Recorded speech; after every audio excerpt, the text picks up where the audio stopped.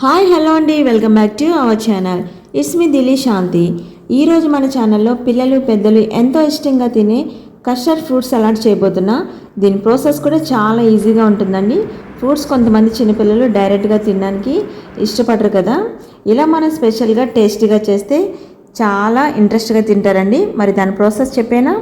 ఒక half litre milk తీసుకున్నాను, ఒక కప్పు యాపిల్ పీసెస్, ఒక కప్పు దానిమ్మ సీడ్స్, అలానే ఒక కప్పు మ్యాంగో పీసెస్, ఒక కప్పు బనానా పీసెస్ ఈ విధంగా చాప్ చేసి పెట్టుకున్నానండి.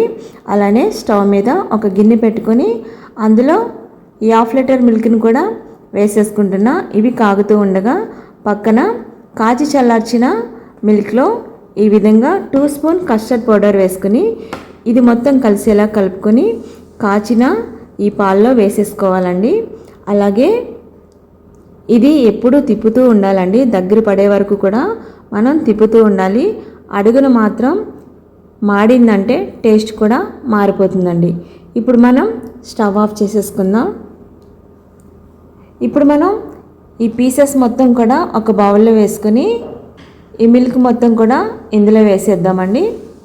వేసిన తర్వాత ఇది మనం ఫ్రిడ్జ్లో పెట్టుకుని నెక్స్ట్ డే కూడా తింటే చాలా బాగుంటుందండి.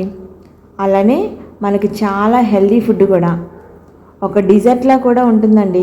ఆఫ్టర్నూన్ లంచ్ అయిన తర్వాత స్వీట్ తినే అలవాటు చాలామందికి ఉంటుంది కదా, అలాంటప్పుడు ఈ సలాడ్ తింటే చాలా టేస్టీగాను ఉంటుంది, అలానే హెల్దీ కూడా.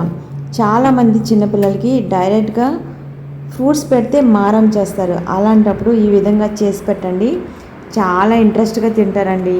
పిల్లలు తిన్నారంటేనే కదా మనం హ్యాపీగా ఉంటాం. నేను చెప్పిన ఈ ప్రాసెస్ కంపల్సరిగా మీకు నచ్చే ఉంటుంది అనుకుంటున్నాను. ప్లీజ్ అండి, నాకు ఒక లైక్ అండ్ సబ్స్క్రైబ్ చేసుకోండి. అలానే మీ ఫ్రెండ్స్ అందరికి కూడా షేర్ చేయండి. థ్యాంక్స్ ఫర్ వాచింగ్ అండి.